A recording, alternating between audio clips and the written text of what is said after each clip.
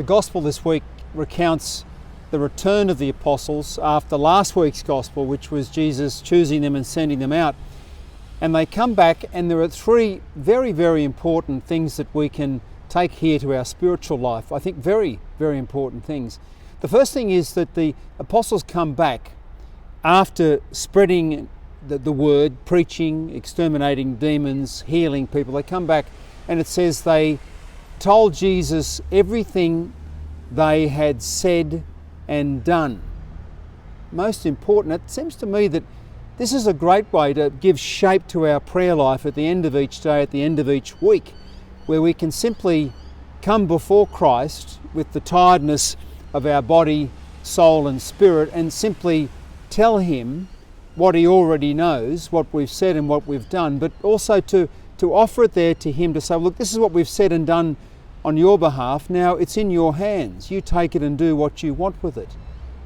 That's a really very thoughtful idea, I think, that's given to us there by the Gospel of Mark, the most primitive of Gospels that we have. What a gospel the Gospel of Mark is. As I've said to you before, ever since I was a young man, I was very intrigued by the Gospel of Mark because it seemed to be so dramatic and so primitive. The second thing then that we have before us is that Jesus, upon seeing the apostles who are clearly exhausted from the experience, He says to them, let's get away from here and find some rest. And so off they go, and they embark on the boat and try to get away from the crowds to find some peace and quiet. Now, because we are body, soul and spirit, we need bodily rest. If we don't rest bodily, we know that that's going to affect us in our minds and in our willing, our choosing, in our capacity to relate to God if we're physically tired. So it's most important to get sleep. And of course, as you know, you probably know people that find it very difficult to sleep, and it really does affect their physical health, their bodily health. But then of course, if the mind is going 24/7, and if the will is going, we're sort of pushing ourselves 24/7 in our inner self, then that will obviously have a profound impact on our body. So you can see as a composite being, we're going to be affected if we don't rest in one of the areas. And then again, of course, if we don't rest in our spirit, which is our capacity for God, then that will completely and utterly disorientate the body and the soul. So yes, Thessalonians 1 chapter 5 says we are spirit, soul and body. And each of those composites, each of those components need to rest. And when we rest one of them, then inevitably we rest the other. It's very, very thought-provoking. So yes, maybe we feel as though our spirits need resting. Well, that'll benefit the body and soul and spirit. And then if we need the mind and the will to be, and the memory to be rested, then that'll affect our capacity for God.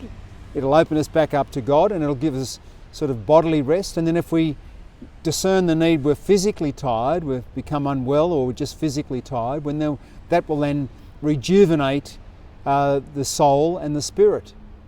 So Jesus is insistent on this, and off they go to rest. But of course, his attempts at resting the apostles are now hijacked by the crowds who follow him. And then as Jesus disembarks from the boat, the text says, most importantly, and this is the third thing that we can take away this week for our spiritual life, the text says that Jesus saw the crowds and had compassion on them. And he began to teach them at some length. So Jesus he